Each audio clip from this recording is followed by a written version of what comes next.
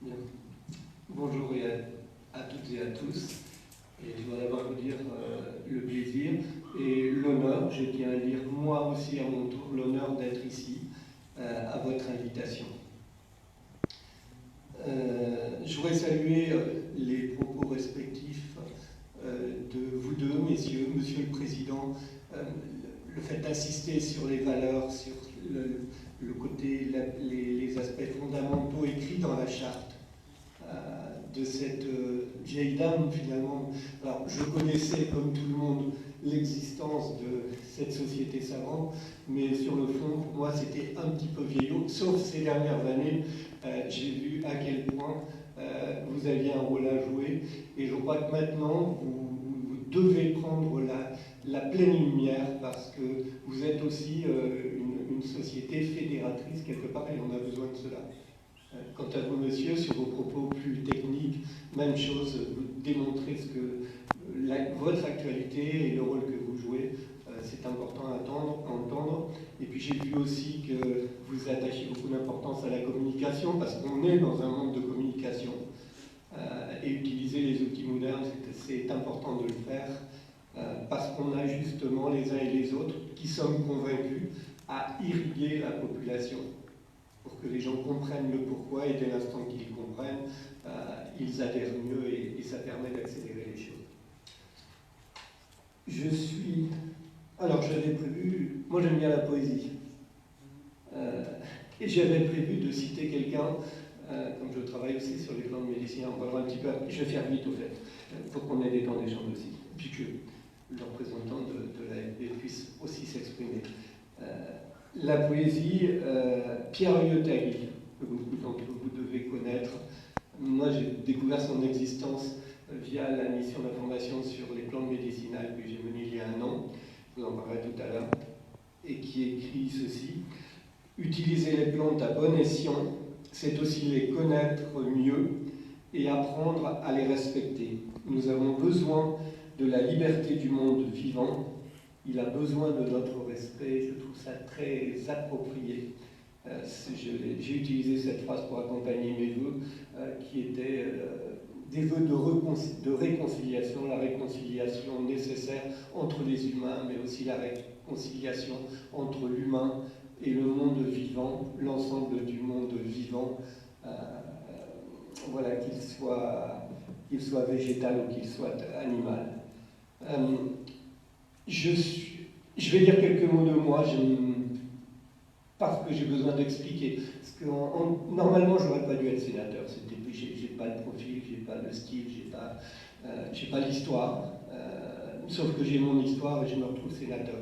En fait, j'ai grandi à la campagne, dans une petite ferme de Saint-Nolff, dans le Morbihan, en Bretagne. Alors, petite, avec de petits moyens, j'ai eu une enfance absolument merveilleuse et magnifique dans ce petit système qui était les systèmes polyculture-élevage. Aucun intrant, le fourrage, sans comprendre ce qui se passait, j'ai été imprégné de tout cela. Et j'ai été imprégné en même temps, comme j'étais extrêmement timide et sauvage, je m'isolais très souvent dans la nature, imprégné des équilibres naturels sans le savoir. Et j'y pensais hier soir, comme j'aime la poésie, la notion de sensualité. La sensualité qui émane de la nature au printemps. Tous ces aspects de séduction, de fécondation, avec une nature riche et dont l'objectif est de se développer, de se reproduire. Cela pour dire, à force de développer des variétés hybrides, eh bien, toute cette sensualité, elle est balayée. Je le dis. Ouais. Oui, donc, voilà. Mon propos est engagé, je ne suis pas quelqu'un de neutre. Mes positions prennent à débat, veulent provoquer le débat, justement, je tiens à vous le dire, et j'ai beau m'appeler l'abbé, ma parole n'est pas non plus la parole de l'Évangile. Donc, j'ai grandi là-dedans,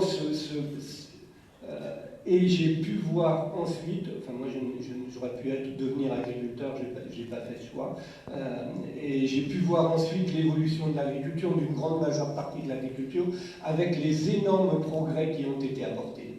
Énormes progrès, mais à côté de ça, les effets pervers d'un certain progrès dont on paye le prix fort aujourd'hui. Maintenant on sait qu'il y a des solutions, on est là pour en parler. Donc moi dans ma commune, comme j'ai eu la chance de vivre dans ma commune, de fonder ma famille. À 25 ans, j'étais adjoint au maire, et pendant 3 mandats, j'étais adjoint au maire en charge de l'environnement, parce que j'étais écolo tout naturellement. Et puis j'ai été marqué par René Dumont.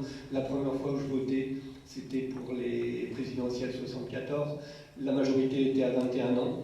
Je me suis forcément intéressé à ce qui se passait plus précisément. J'ai vu ce monsieur, il m'a marqué, et définitivement. Donc, adjoint à l'environnement, culture, tout ça. J'ai beaucoup appris avec un grand monsieur qui était maire à l'époque. Il est décédé, il a été remplacé par un autre, et là, ça a commencé à coincer. Mes convictions devenaient de plus en plus fortes, et je me dis, bon, je ne pourrais pas exister là-dedans. Il y a eu Rio 92 qui m'a été révélateur, et Rio 92, là, j'ai pris la décision de monter une équipe pour être candidat moi-même à la mairie, pour prendre les rênes, avec l'idée d'une politique autrement, de toutes ces choses qui... Et contre toute attente, on a été élu en 95. Et puis, voilà, premier mandat, donc élu pas accidentel, mais improbable. Donc on a travaillé avec mon équipe. Et comme il y avait Rio et que l'idée de pensée globale pour agir local, j'en étais imprégné. Et j'avais trouvé un outil très intéressant qui est l'agenda 21 local, qui reste d'ailleurs toujours d'actualité.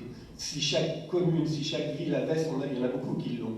Mais si c'était... Moi, je serais pour l'imposer tellement, c'est un outil riche. Donc on a été la première commune de Bretagne et l'une des premières communes de France à adhérer à une démarche Agenda 21 local. Je vous le dis parce que ça a permis de mettre en cohérence toutes les politiques que nous menions. Et la première des décisions qui a été prise, alors Agenda 21 local, c'est on s'oblige aussi avec la concertation. Donc en lien avec une partie de la population, pas toute évidemment, mais en lien avec une partie de la population, on a pris la décision de bannir tous les pesticides de synthèse sur les espaces publics. Je peux vous le dire, si on l'avait soumis à un référendum, jamais ce serait passé. Par contre, on était engagé, on avait la logique de l'agenda 21, et on communiquait beaucoup pourquoi on faisait ça. Alors ça dérangeait tout le monde, mais sur le pourquoi, on l'a expliqué, on a débattu. Et puis cette mesure est passée, on a beaucoup communiqué là-dessus. Et d'autres mesures, un écoquartier, la prise en main de l'agriculture, du foncier agricole, la limitation forte de l'étalement humain, enfin tout ça on l'appliquait grâce à l'agenda 21 parce que c'était dans notre culture.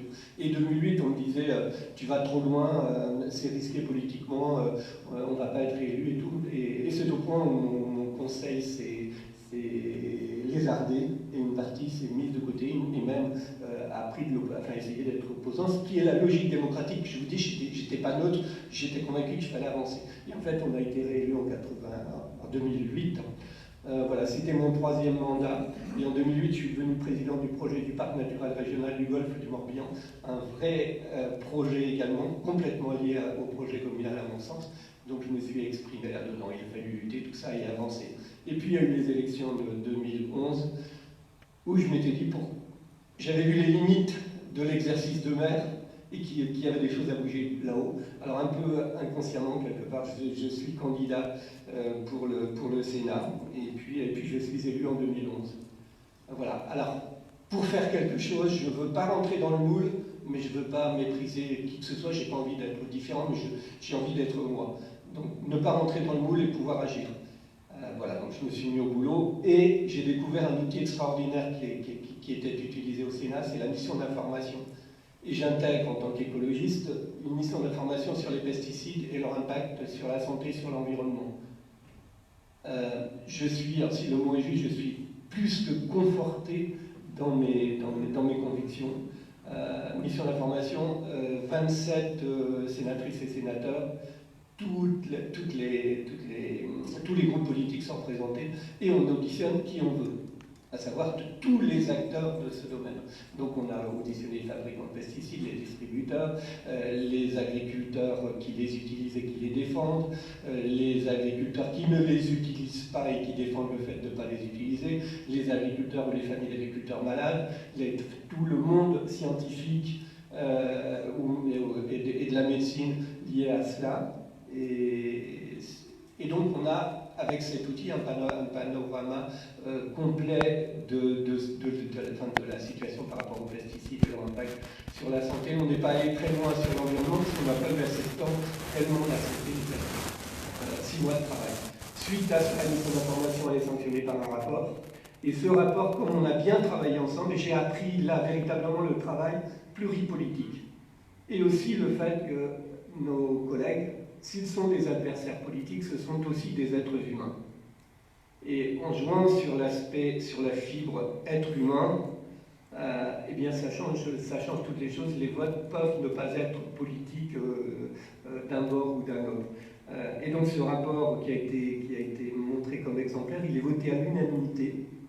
Et suite au rapport, eh bien, il y a le débat, il y a le vote à l'unanimité, et puis après les rapports ils sont rangés et soit on reprend des aspects du rapport ou pas. Et là je m'étais dit, comme je voulais être actif et faire quelque chose, que j'aime bien la stratégie, que j'avais été maire, que j'avais mes convictions, et je me dis, si on touche le milieu agricole à propos des pesticides, jamais on va trouver de majorité. Je me dis, en ciblant seulement le non-agricole, on devrait pouvoir y arriver. Alors non-agricole, les collectivités, je savais de quoi je parlais, puisque nous on l'appliquait depuis 2007 déjà, et on travaillait en réseau avec les autres communes, c'était 10% des communes de France à l'époque. Donc je me dis ça doit être possible. Et puis l'autre aspect, pour avoir travaillé avec les associations de jardiniers, et puis aussi avec des maraîchers bio, bien démontrer qu'on peut jardiner et produire des légumes sans pesticides.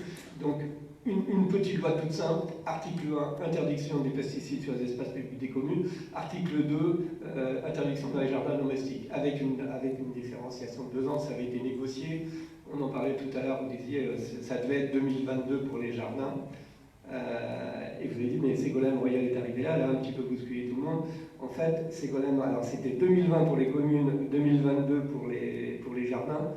Moi, je n'étais pas satisfait, j'avais proposé 2018, parce que 2018, Ecofito, 2008-2018. Enfin bon, j'étais pas satisfait, mais pour avoir une majorité, je m'étais dit 2020, et puis 2022, c'était acceptable, donc ça avait été voté dans un premier temps comme cela. Ségolène Royal, moi je m'inquiète des degrés d'application, et elle dit c'est trop court pour les collectivités, c'est trop long pour les collectivités, je vais proposer 2017 dans le cadre de la loi biodiversité. Ou transition énergétique, enfin, dans un des textes là. Mais seulement pour les collectivités. Alors c'est moi qui vous ai dérangé parce que je me dis il y avait 2 ans dans les dates initiales, donc par amendement je propose que pour les jardins ce soit 2019, puisqu'on était à 2017, garder le différentiel de 2 ans. Alors, je n'ai pas analysé tous les problèmes que ça pouvait générer. Évidemment. Par contre, j'avais des convictions tellement fortes que la loi devait passer par là. Parce qu'on me disait, oui, tu sais, les maires, ils sauront prendre leur temps, prendre leurs responsabilités. Les jardiniers, ça va avancer tranquillement, mais laissez aux gens le temps de faire les choses. Comme je suis convaincu sur la question climatique, sur la question biodiversité, sur la question développement en général, je peux être bousculant. Donc j'ai proposé 2019 pour les jardins domestiques et l'amendement a été adopté. Évidemment avec l'avis favorable de Ségolène Royal, la ministre de l'époque. Voilà, alors avec des parties exclues, notamment les cimetières. Si j'incluais les cimetières, je n'avais pas de majorité.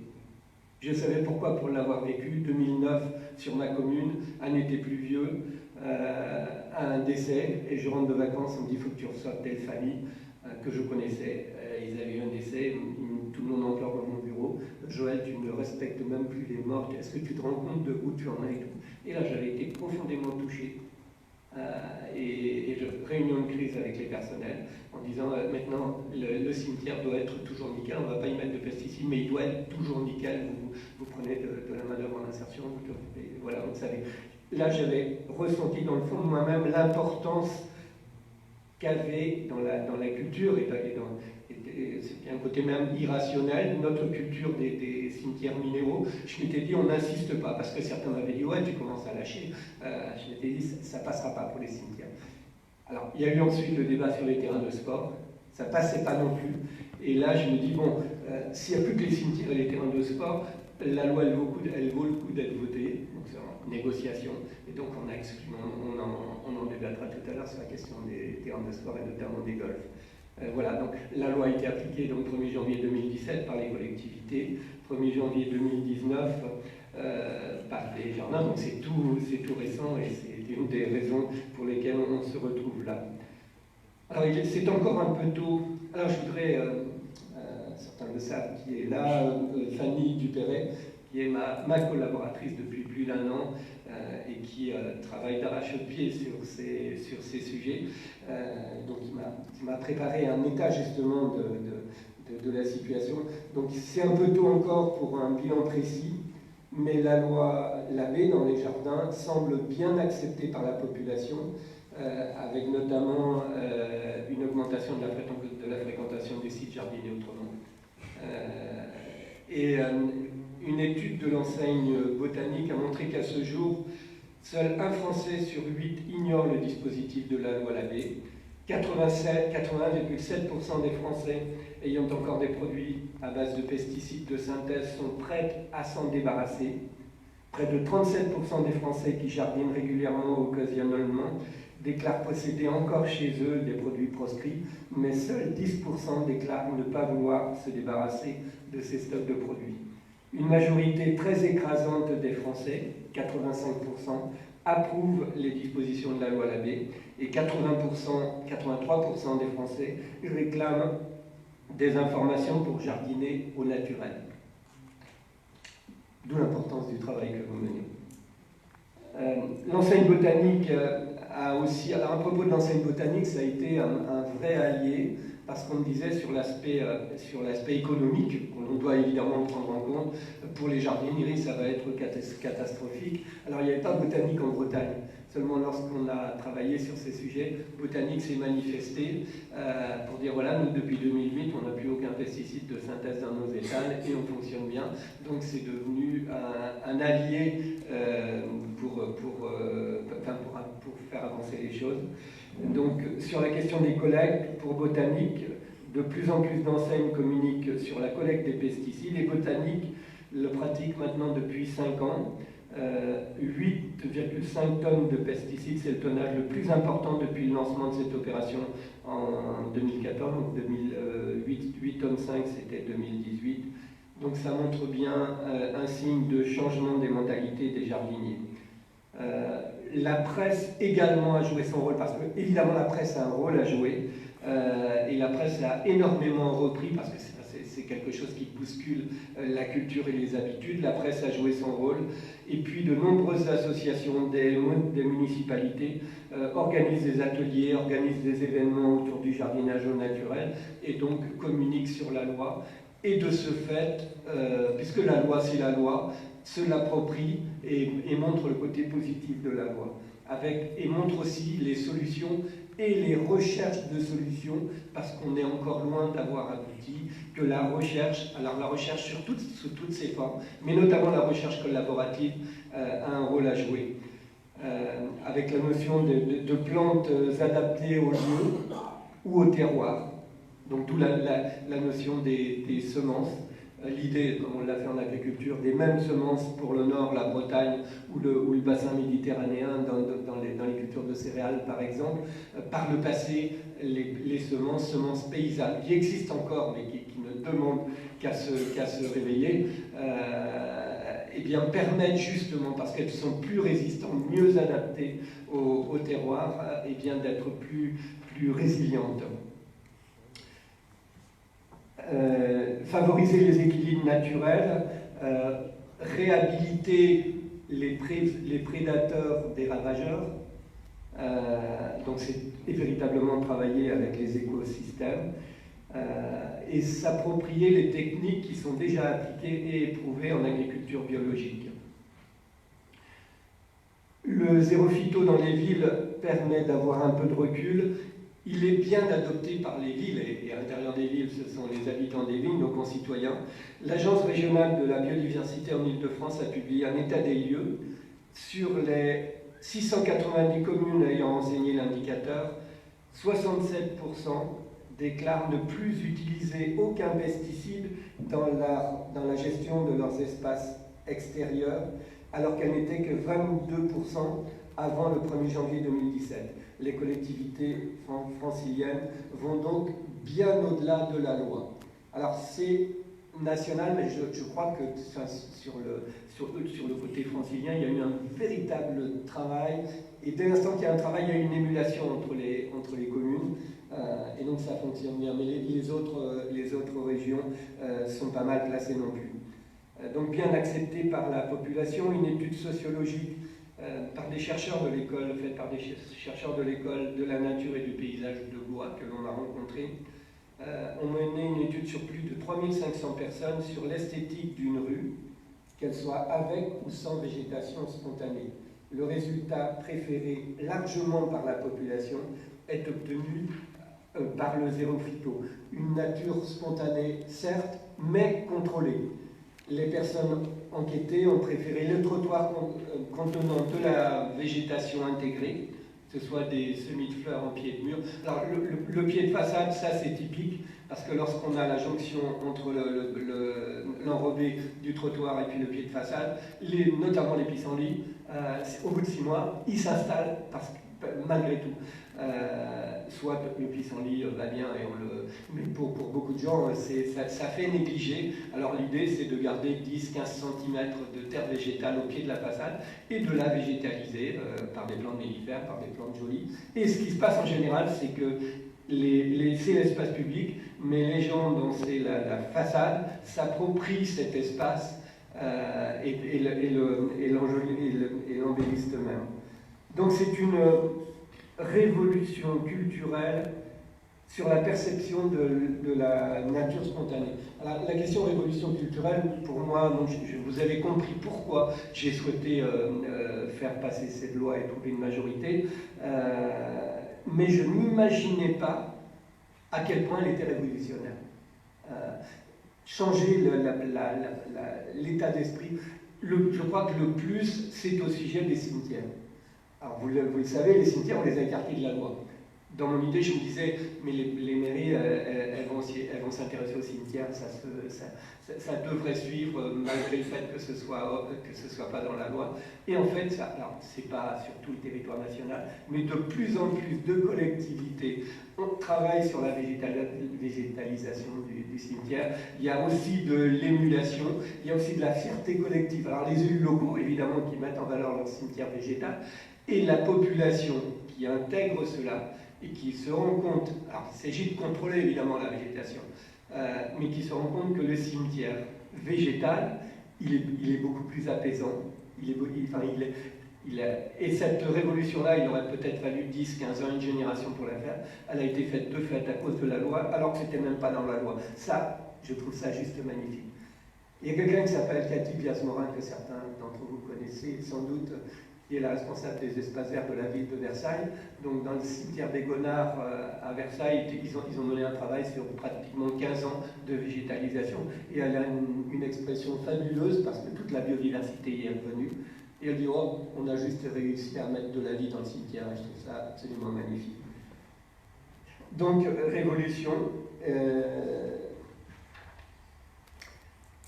Alors, toujours dans l'étude de l'école de Blois, l'école de la nature et du paysage de Blois, sur les trottoirs, 307 espèces végétales se développant spontanément, ce qui représente presque 1/5 du nombre total de la région Centre-Val de Loire. À savoir la biodiversité végétale, puisqu'on ne traite plus, eh bien, on lui perd la notion de résilience de la nature, eh bien, elle se réexprime rapidement. Ça, ce sont des signes extrêmement positifs pour l'avenir, parce que quand on dit c'est foutu pour la biodiversité, on ne va pas s'en sortir. En fait, si on se donne les moyens et si on redonne les moyens à la nature, mais on la contrôle et on travaille avec elle, on développera un peu sur l'agricole ensuite, mais c'est la même chose. Voilà pour un peu l'état des lieux. Les perspectives en Europe. Donc, évidemment, on m'avait dit, tu n'y arriveras jamais, tu n'arriveras jamais avec les lobbies, tu n'arriveras jamais avec l'Europe. C'est vrai qu'on était 10 écolos. Moi, je suis quelqu'un de tenace et j'étais convaincu. Je me dis, avec ses collègues de tous les partis politiques avec qui on a fait la mission, on devrait pouvoir trouver une majorité. Et on a réussi à trouver la majorité, parce que je vous dis, je m'adressais beaucoup plus aux êtres humains que sont mes collègues. Et s'il y a eu des tentatives de quelques pressions, après c'est comme ça que fonctionne la politique, les pressions n'ont pas suffi pour qu'il n'y ait pas de majorité. Et pour ce qui est de l'Europe, alors on doit être au clair par rapport à la réglementation européenne. Et j'avais découvert, comme j'étais néophyte complet au Sénat, l'existence d'un service qui s'appelle le service de l'initiative parlementaire. Lorsqu'un parlementaire souhaite faire une proposition de loi, on peut soumettre notre texte à ce service où il y a des juristes de très haut niveau. Je tiens à saluer ce service-là qui n'est pas connu. Moi, je leur ai donné le texte, qui était forcément approximatif, mais tout y était. Donc eux, ils ont analysé la situation européenne, tout ça, et ils ont écrit le texte final que j'ai validé évidemment, qui était très juste et intouchable par rapport à l'Europe.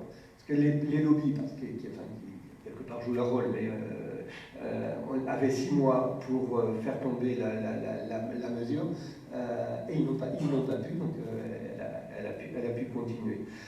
Mais comme on m'avait dit avec l'Europe, tu ne pourras pas. Mais puisque malgré l'Europe, on a réussi. Il n'y a pas de raison que ça se passe en France et que ça ne se passe pas dans les autres pays européens. Donc j'ai proposé une résolution européenne par le Sénat l'année dernière, qui a été votée à l'unanimité. Et donc l'Union européenne est interpellée maintenant pour veiller à ce que cette mesure soit prise au niveau européen. Mais l'Union européenne ne peut pas imposer, donc on travaille avec les différents parlements, enfin des collègues dans les différents parlements, notamment des pays voisins, pour essayer de faire en sorte que ça puisse avancer, parce qu'aucun pays européen n'a ce niveau d'interdiction générale sur les espaces publics et dans les jardins. Et une députée suédoise qui vient d'être réélue, qui s'appelle Gutland, a été rapporteur d'une résolution de février 2019, donc c'est tout récent, sur la mise en œuvre de la directive sur l'utilisation durable des pesticides au niveau européen. Et elle a suggéré, c'est écrit dans la résolution, et bien que cette mesure, l'Union européenne incite à ce qu'elle puisse être appliquée partout. Les perspectives pour aller plus loin en France dans le futur, alors on travaille avec... J'aime bien travailler en réseau, et comme vous êtes véritablement dans ce réseau, on fait véritablement connaissance aujourd'hui, mais vous êtes, à mon sens, clé dans ce réseau. Alors, par rapport aux associations, organismes avec lesquels on a travaillé, il y a Noé Biodiversité, qui travaille en lien avec les sociétés, avec les entreprises. Et ensemble, on voudrait faire en sorte que les sites des entreprises, les espaces verts des entreprises, puissent être intégrés aussi à l'interdiction, mais en travaillant avec les entreprises pour que tout soit compris et qu'il n'y ait pas de raison que les sites d'entreprise, puisque ça se fait partout, soient écartés. Les cimetières, je suis convaincu que par le biais d'un amendement, on pourra interdire complètement bientôt, enfin on ne sait pas quand, mais ça fait partie des débats. Les terrains de sport. Alors les terrains de sport, d'abord il y a le débat sur les terrains de sport qui ne sont pas fermés au public, notamment aux gamins, sur les terrains d'entraînement, sur les grands espaces. Et bien là, la loi s'applique. Par contre, les terrains fermés, eh bien, c'est ceux-là qui ont été exclus, bon, pour des raisons là encore culturelles, mais à terme, on doit avancer. Mais je crois que monsieur qui travaille sur les gazons pourra nous en parler tout à l'heure, parce que je sais, il y a une société qui s'appelle Axioma et qui est en Dordogne, enfin qui est dans le Périgord, qui travaille sur les biostimulants des gazons.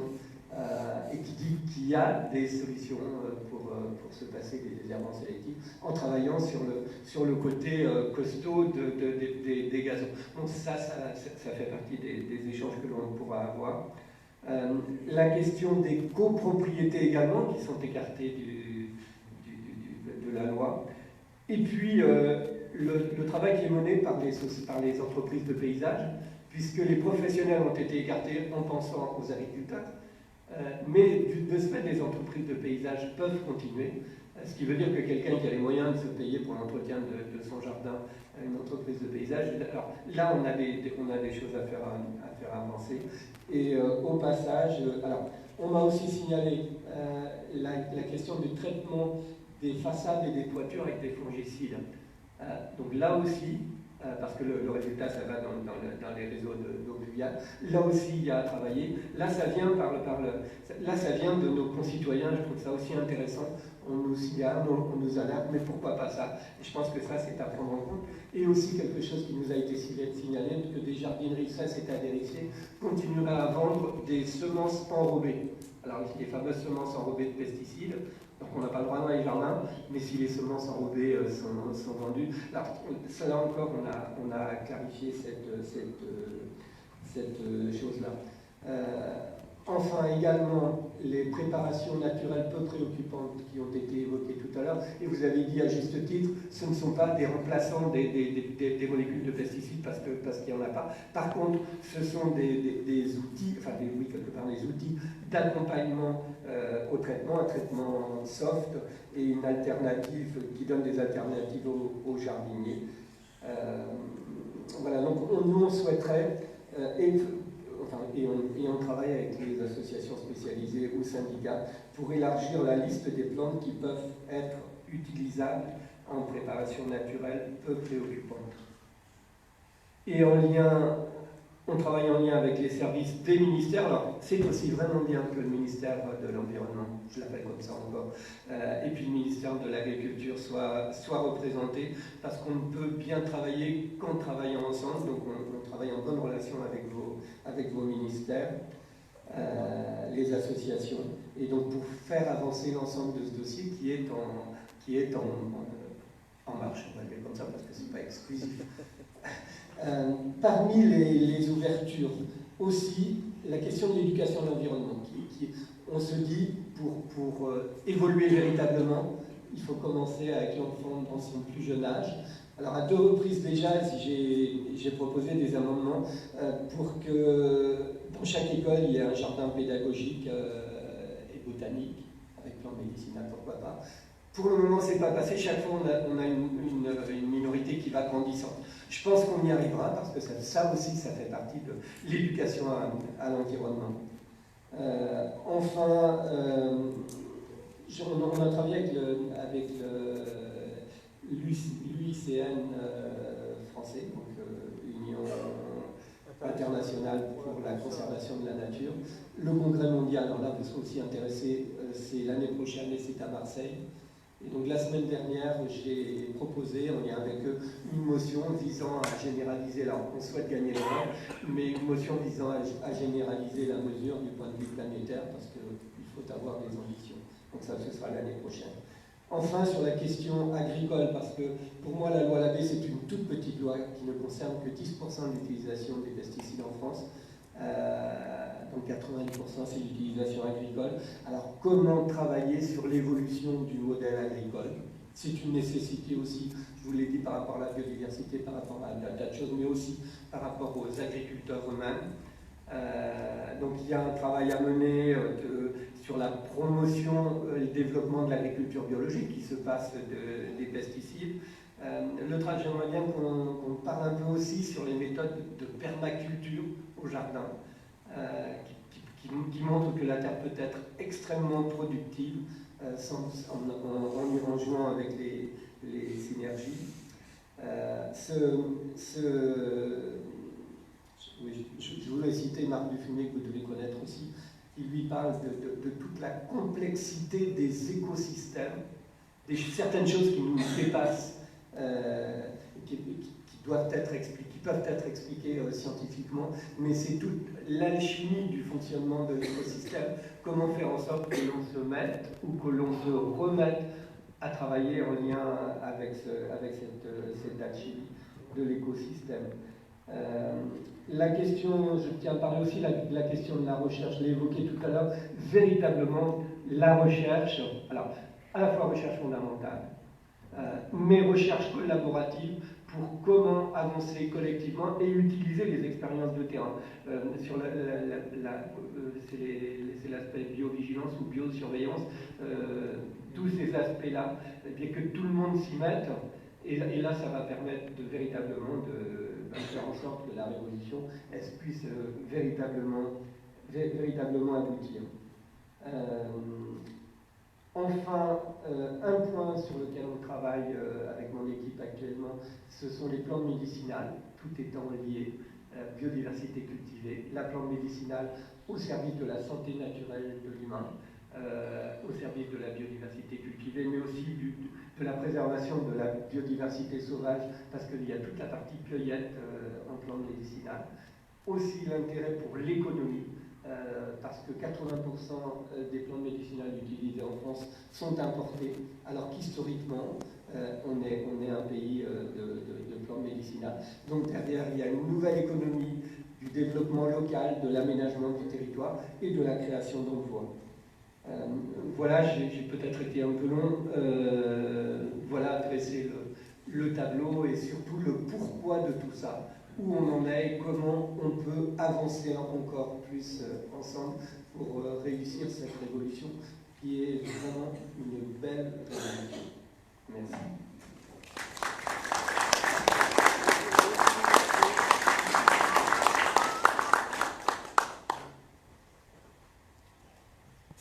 Voilà, si vous avez des questions à poser, Monsieur l'abbé, vous restez peut-être là, ça serait mieux.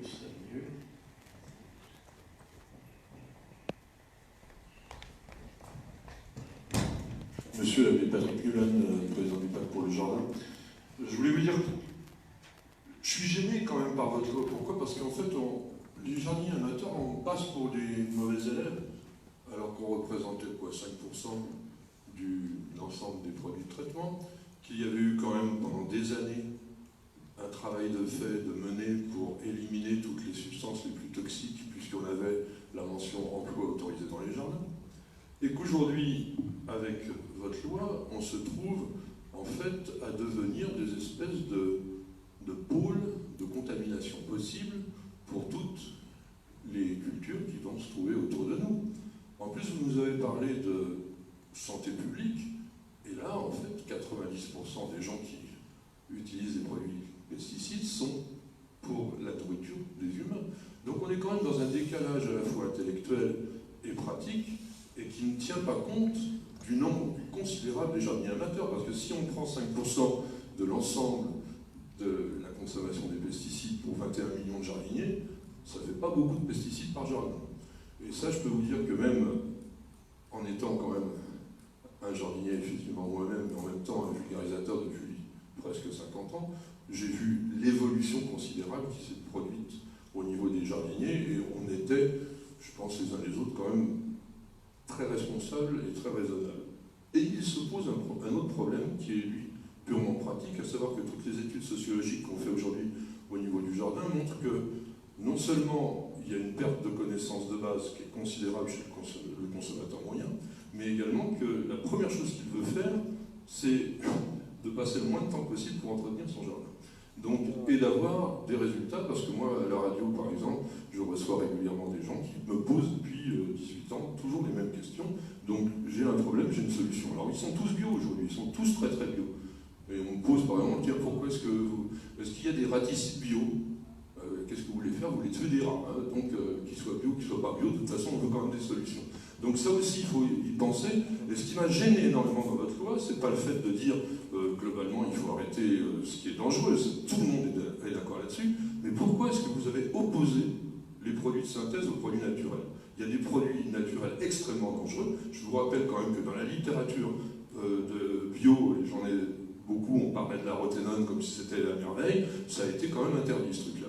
Et il y avait au contraire énormément de produits de synthèse qui étaient donc fabriqués par les humains, avec un esprit responsable et qui, eux, n'étaient pas toxiques. Donc voilà un petit peu ce que je voulais dire, parce que je trouve qu'on est quand même un peu dans l'ambiguïté, même si, effectivement, sur le fond, votre démarche est tout à fait bien. Voilà.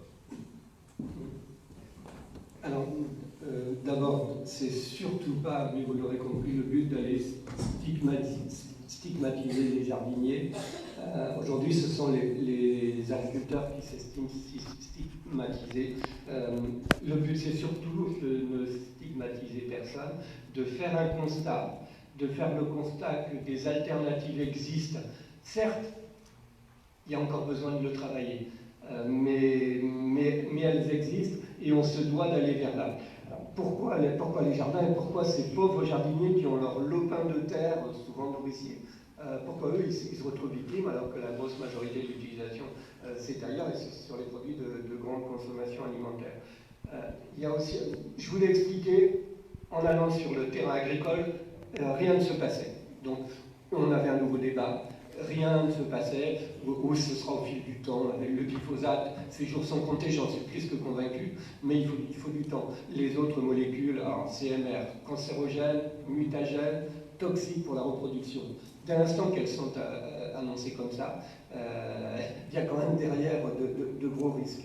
Les jardiniers amateurs, de surcroît, utilisaient beaucoup plus au mètre carré de produits pesticides que les agriculteurs. Beaucoup plus.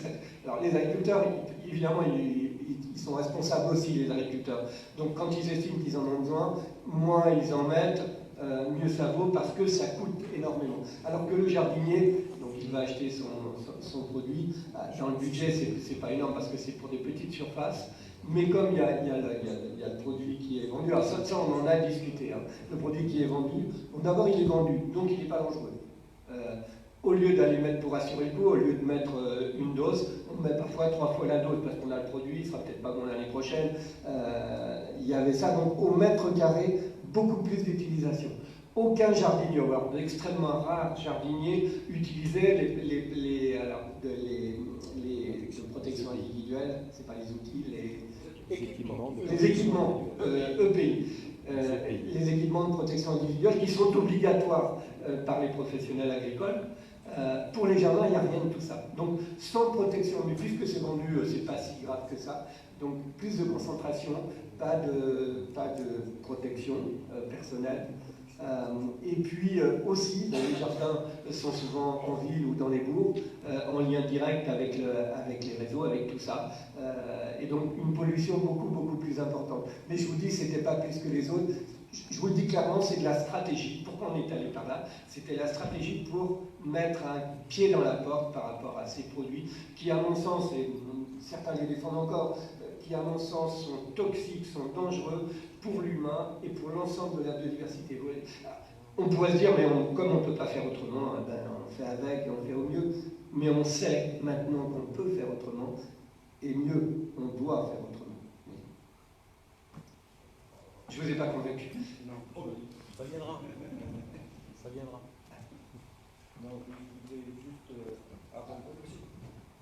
Vous vouliez rebondir sur ce qui a été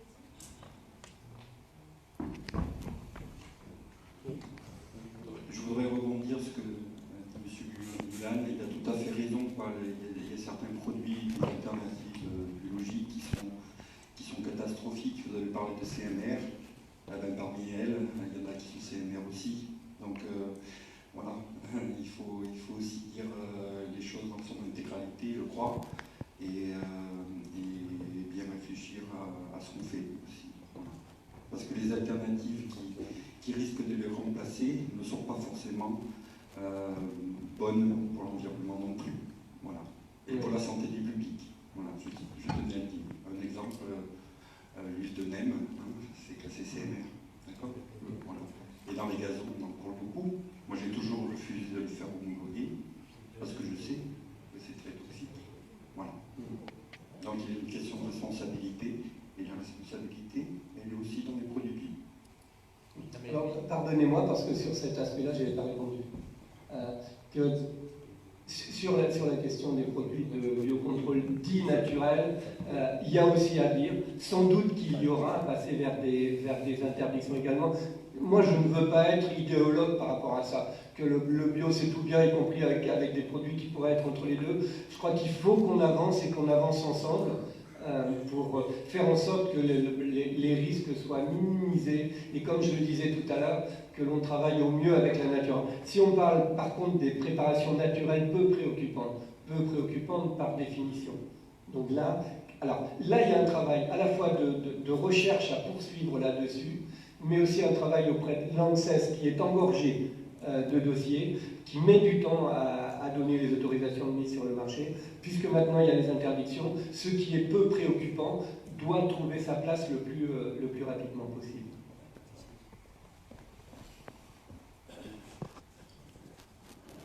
Oui, bonjour Monsieur le Sénateur, je suis Marie-France Ducion, inspectrice pédagogique en aménagement paysager donc, pour l'enseignement agricole.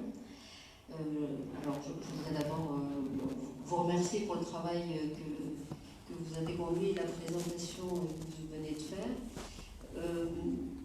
Moi je peux juste en tout cas témoigner que dans le cadre de l'enseignement agricole, pour les filières travaux paysagers, aménagement des espaces verts et des jardins, nous avons conduit un travail pour nous approprier et diffuser autant que faire se peut donc les impacts sur les pratiques professionnelles que les jeunes que nous formons allaient devoir prendre en compte. Je pense, là nous avons fait un peu un tour de France cette année puisque nous avons rénové notamment le diplôme du bac professionnel pour prendre en compte l'agroécologie, le développement durable. Donc nous avons rencontré énormément d'enseignants et il me semble que finalement l'écho est assez favorable, en tout cas il est bien compris. Alors nous avons quand même, moi j'ai une question, et peut-être vous voudrez bien m'excuser si ça témoigne un peu d'une certaine ignorance, mais je n'ai pas eu la possibilité et le temps d'étudier très à fond quels étaient les espaces, tous les espaces concernés. Et j'ai une question finalement sur les espaces qui relèvent des administrations. Parce que les espaces des collectivités ouverts au public, pour nous c'est somme toute assez clair. Les jardins des particuliers, avec la réserve que vous avez évoquée par rapport aux particuliers qui font intervenir des professionnels, bon, c'est aussi pour nous somme toute assez clair. Par contre, les espaces des administrations publiques, alors bon, les ministères, etc., ne sont pas toujours des espaces ouverts au public. Ils sont aussi d'ailleurs parfois entretenus par des professionnels. Et je pense que là, et alors les lycées eux-mêmes sont d'ailleurs des espaces qui, pour certains, physiquement, le territoire appartient à des collectivités. C'est ouvert au public, mais pas ouvert au grand public. Voilà. Donc si vous pouviez m'éclairer un petit peu là-dessus, parce que je suis confrontée à des questions et je pense à des interprétations qui mériteraient peut-être que, en tout cas moi j'y vois un peu plus clair pour diffuser un message un peu juste. Merci. Oui. Alors c'est vrai que sur certains endroits il reste encore du flou. Pour ce qui est des administrations publiques, il n'y a pas de problème, c'est interdit. Alors c'est sûr, l'expression c'est personne publique alors, les collectivités dans leur ensemble et tout ce qui est public en fait, que ce soit administration territoriale ou administration nationale, c'est interdit. On s'est posé la question, on n'a pas encore avancé, mais sur les consulats à l'étranger, on aimerait bien que ce soit appliqué, comme ça les consulats, les ambassades joueraient véritablement leur rôle en communiquant là-dessus sur le fait qu'en France, ça fonctionne comme ça. Donc là, on va devoir avancer. Vous avez parlé des lycées. Alors les lycées, les espaces publics ouverts au public des lycées sont concernés. Mais il est vrai qu'ensemble, on a besoin d'avancer là-dessus pour bien préciser les choses. Alors l'occasion pour moi d'annoncer le 25 octobre le colloque que l'on va organiser au Sénat, la loi Labbé, état des lieux, où on en est, quelle perspective d'avenir, quel questionnement, et d'ici là on devra avoir des réponses très précises par rapport à cela, et sans doute encore d'autres questionnements, parce que parfois il y a des choses qui nous arrivent. Ah. Il y a les cimetières et les espaces sportifs qui sont écartés de la loi, mais aussi les voies, que ce soit de la voirie d'ailleurs, sur des espaces dangereux, où il y a dérogation. Alors, sur la SNCF, c'est un vrai sujet. Alors, il y a un service spécifique maintenant dédié de la SNCF qui travaille là-dessus, à savoir ne plus traiter que là où ils ne peuvent pas faire autrement, et là où ils peuvent faire autrement, et bien travailler les alternatives. Donc, c'est en cours au niveau de la SNCF. À mon avis, ça va. J'ai vu sur une voie désaffectée qu'ils avaient encore traité. Donc ça, c'est pas normal. Donc la SNCF, comme les autres, est concernée. Maintenant, dès l'instant qu'il y a des aspects sécurité publique, on ne va pas au-delà. Mais ils travaillent sur le comment faire pour ne plus utiliser.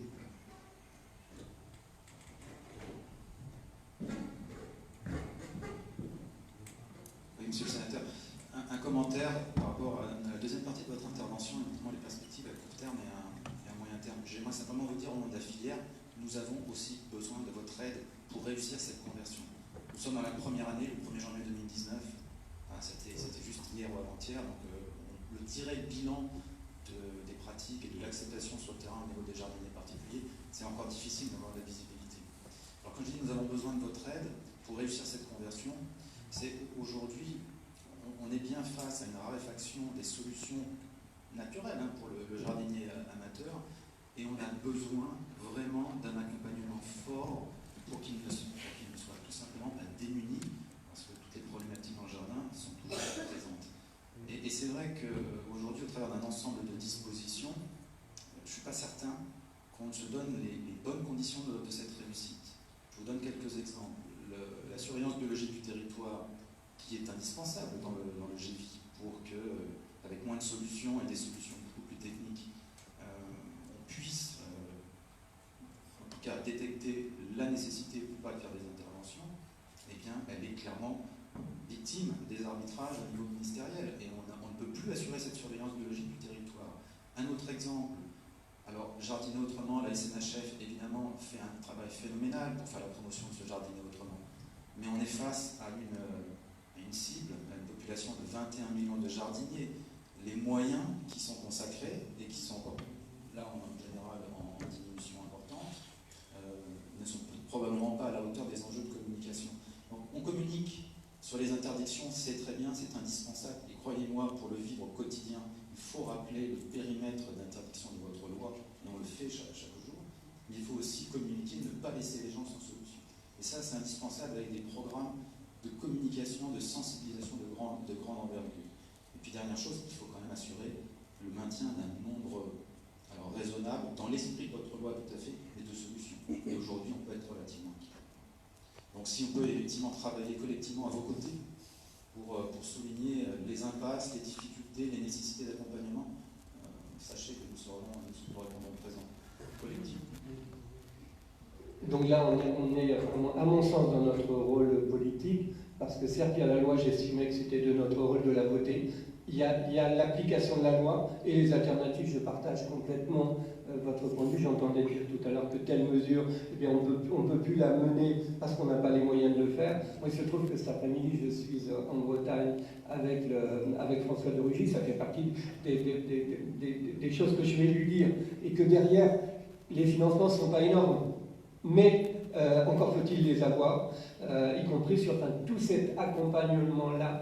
Effectivement, si on veut réussir notre affaire et faire adhérer la population, et puis répondre aussi aux attentes et aux besoins de l'alimentation.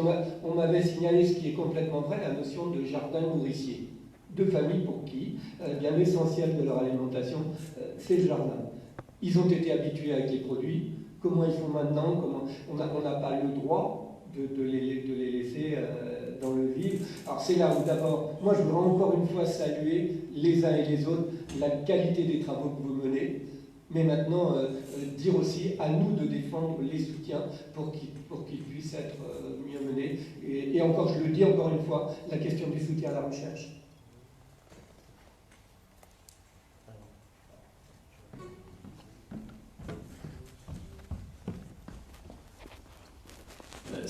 permettre, pour notre timing, on va passer la parole à mon successeur. Mais ça n'empêche que tout à l'heure, on peut vraiment encore reparler de tout ça. J'aurais juste vous faire quand même une petite réponse par rapport au jardin nourricier, c'est important. La section potager de la SNHF a mené l'année dernière une enquête sur ce que représentait le jardin nourricier, justement, en moyenne pour les Français. C'est assez impressionnant. Et c'est loin d'être négligeable dans le budget familial, et ça vous avez raison de le souligner. Et donc il faut y faire attention par rapport à ce qu'a dit aussi Nicolas Marquet. Tout est lié, mais je crois qu'il faudra vraiment qu'on se revoie aussi. Monsieur Michelet, donc directeur adjoint AFB, là, cette fois-ci je l'ai dit. Je vous remercie.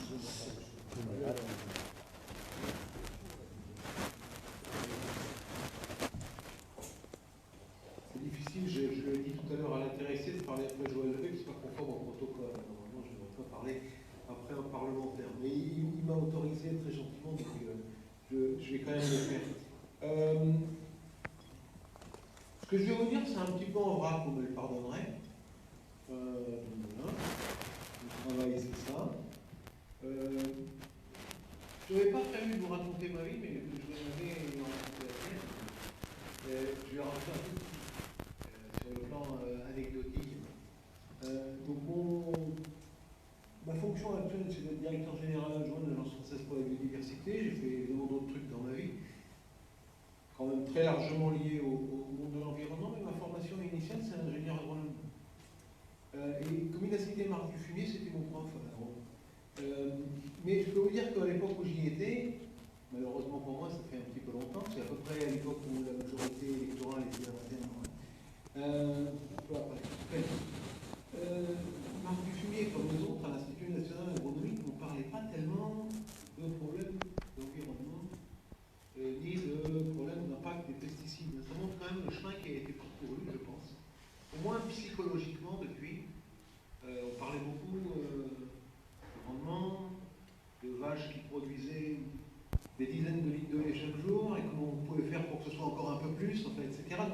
Donc, on va dire, entre cette époque-là et maintenant, moi, ma propre expérience m'a montré, depuis que j'ai évolué très rapidement d'ailleurs dans les problématiques environnementales, et je ne me suis jamais vraiment occupé d'agriculture, que les choses ont bien avancé, et le sujet qui nous réunit aujourd'hui en fait partie.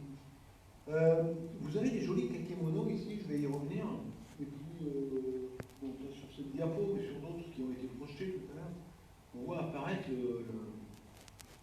l'acronyme Ecophyto. Alors je voudrais juste en dire deux mots, même si peut-être ça parle à la plupart d'entre eux en termes de contenu, mais comme je sais que ce genre de produit, ce soit un kaléidoscope, chacun en tournant d'un quart de tour, il voit un objet différent. Ecophyto, c'est un produit du Grenelle de l'environnement.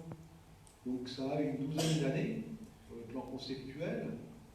Et en fait, ce n'est pas un dispositif réglementaire, c'est un plan d'action, on va dire au départ très fortement porté par nos amis du ministère de l'Agriculture, puis au fil du temps, dans un pilotage qui s'est élargi. C'est un plan d'action qui s'appelait au départ Ecophyto 2018, Joël Labbé le rappel tout à l'heure quand il parlait des échéances de la loi en disant tiens, ça aurait été bien 2018, Ecophyto 2018.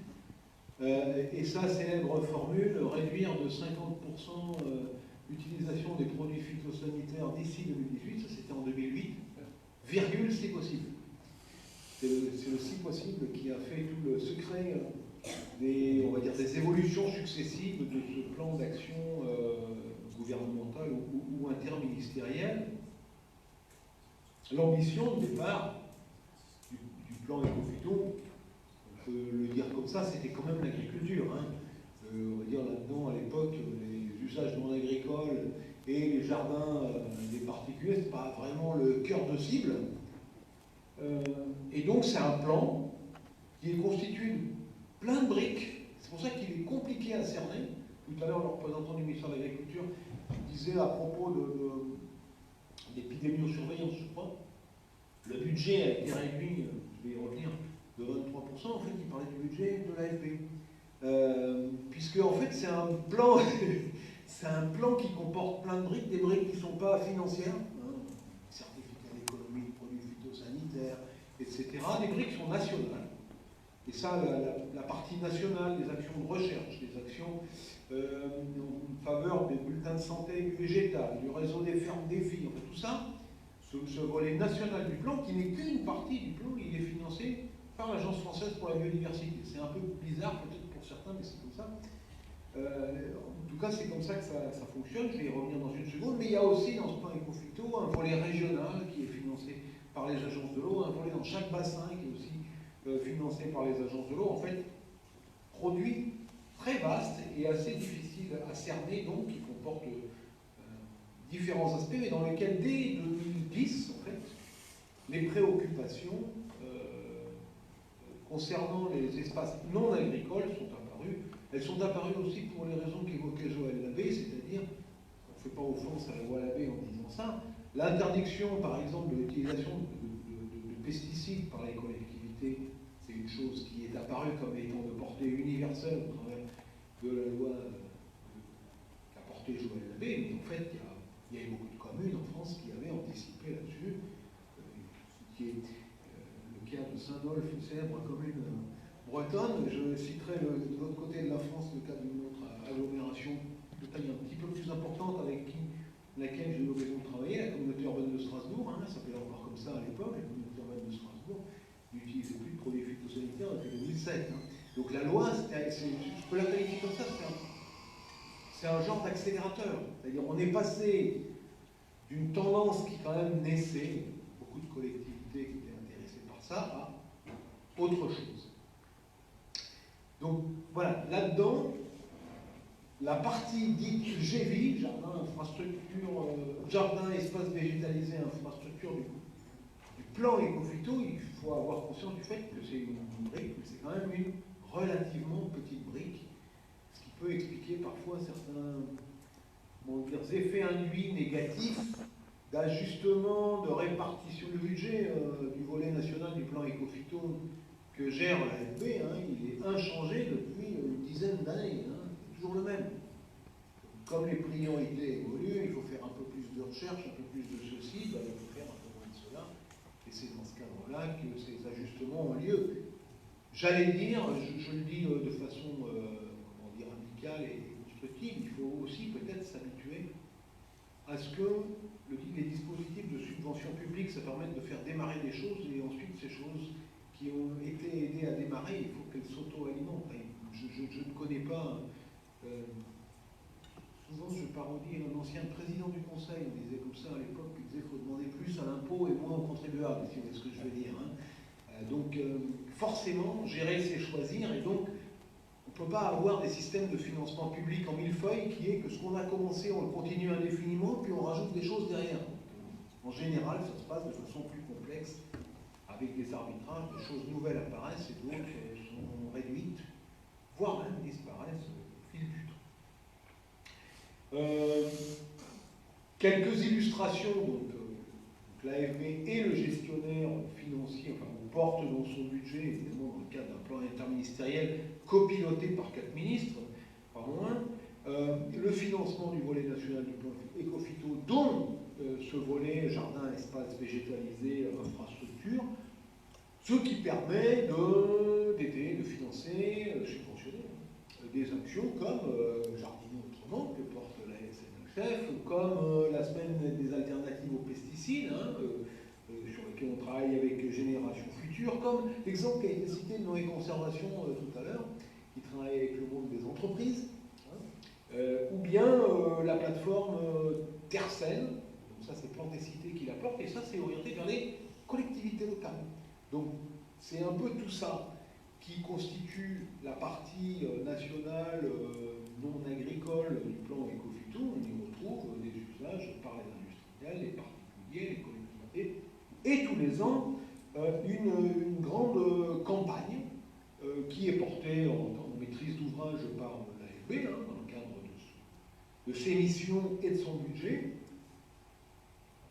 Il y a une campagne dite agricole qui est portée par le ministère de l'Agriculture, et en miroir, il y a une campagne dite non agricole, évidemment, les lecteurs et les cibles ne sont pas du tout les mêmes, qui est portée par l'AFB. Alors en 2017, cette campagne, ça ne vous étonnera pas, Elle avait été très très orientée vers les collectivités locales, puisque le 1er janvier 2017, l'interdiction, enfin universalisation de l'interdiction faite aux collectivités locales, ça avait permis à l'époque de sortir ce petit guide, c'était le guide des solutions, hein, spécifiquement dédié aux collectivités. Et en 2019, ça vous étonnera pas non plus, on va le voir sur la diapo suivante, la campagne elle est orientée plus vers les particuliers, puisque c'est l'entrée en vigueur des discussions de la loi Labbé. Peut-être un petit mot avant de passer en zoom là-dessus, parce que la question nous est souvent posée, si vous voulez tout à l'heure j'y reviendrai peut-être un peu plus en détail, pas trop quand même.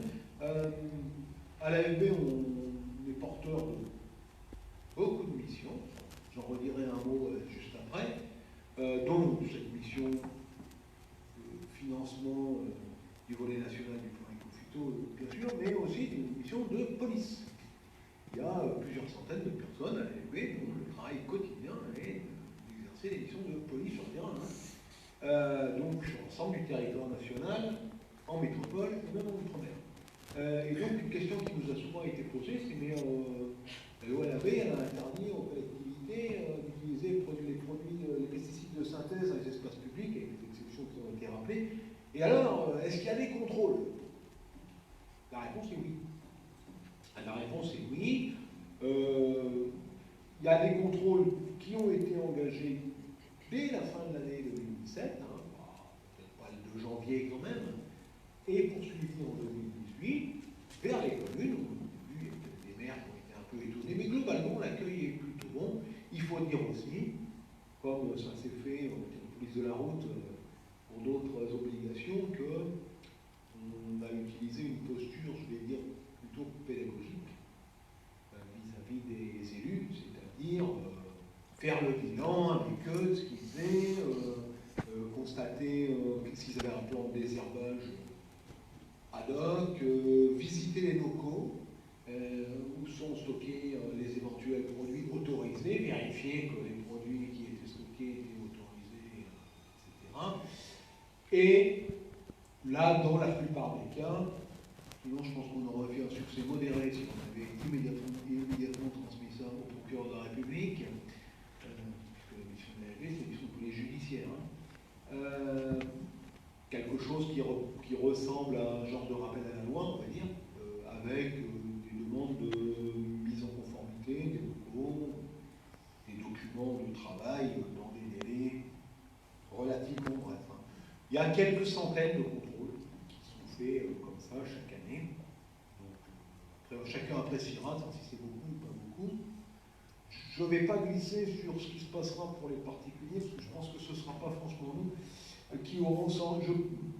J'ai tendance d'ailleurs à penser que là aussi, avant de passer à des, à des constatations administratives ou judiciaires, le message essentiel est quand même bien un message d'information, de sensibilisation, de proposition de solutions alternatives. Là aussi, chez soi, je parlais en matière de police de l'environnement et de ce qui se passe sur la route, parce que finalement, on voit bien les débats qui viennent par exemple sur l'histoire des 80 km/h, oui, c'est une réglementation, mais on dit que tiens, peut-être on pourrait y revenir, parce qu'il y a tellement de gens qui gueulent que finalement, les réglementations admises ne sont que des réglementations comprises. Voilà. Alors sur cette campagne 2019, vous avez quelques exemples. On revient en arrière, s'il vous plaît, merci. Ben, je peux le faire avec. Donc en gros, on a mis au point 6 visuels qui concernent, on va le voir sur la diapo suivante, la terrasse, le jardin, les allées, la maison à l'intérieur. Et puis un article pédagogique qui s'appelle « Jardiner au naturel, mode d'emploi, un jardin sans pesticides, c'est possible ». On va dire que c'est du public rédactionnel, c'est sans grande ambition en termes de contenu technique, mais c'était plutôt destiné en accompagnement des visuels qui ont été diffusés, y compris dans de la presse magazine, grand public. Parce que je rappelle que l'interdiction faite aux particuliers des produits phytosanitaires, ça concerne les jardiniers, mais ça concerne aussi l'intérieur de la maison. Donc c'est pas, même des gens qui sont, peut-être qu'ils ont la main verte, mais en tout cas ils ne visent pas à produire ni des légumes ni des fruits, ils visent juste à avoir des plantes vertes. Donc il faut bien toucher un public très très large, c'est-à-dire le public habituel des jardineries au sens large d'ailleurs.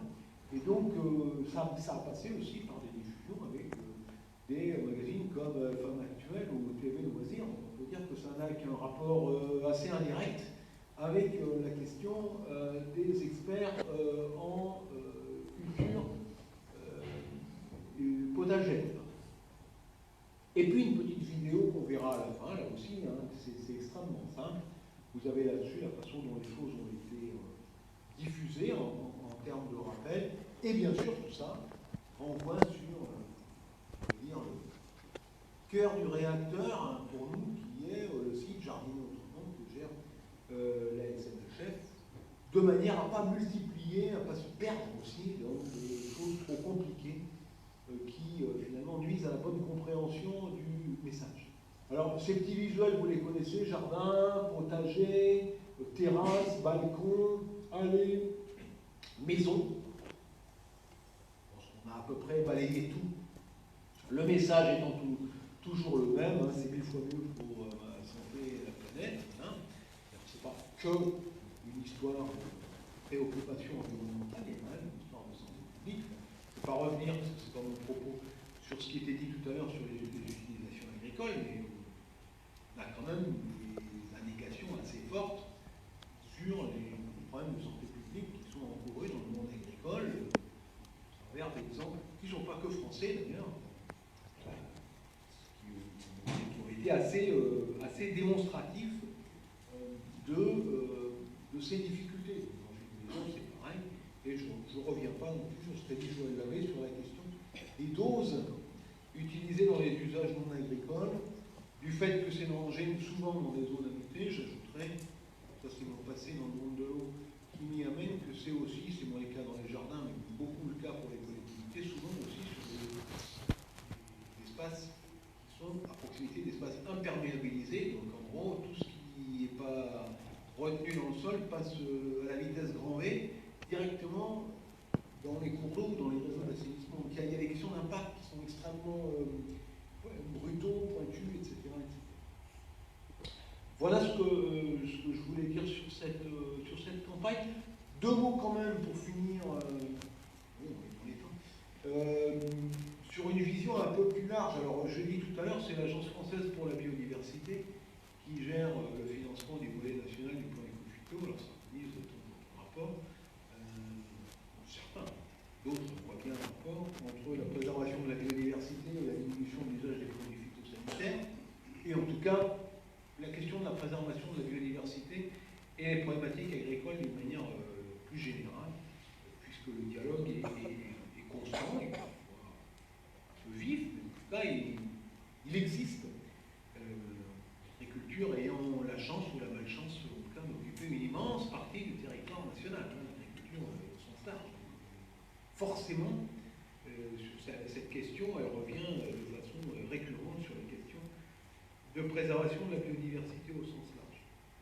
Alors, juste pour dire que cette campagne de communication 2019,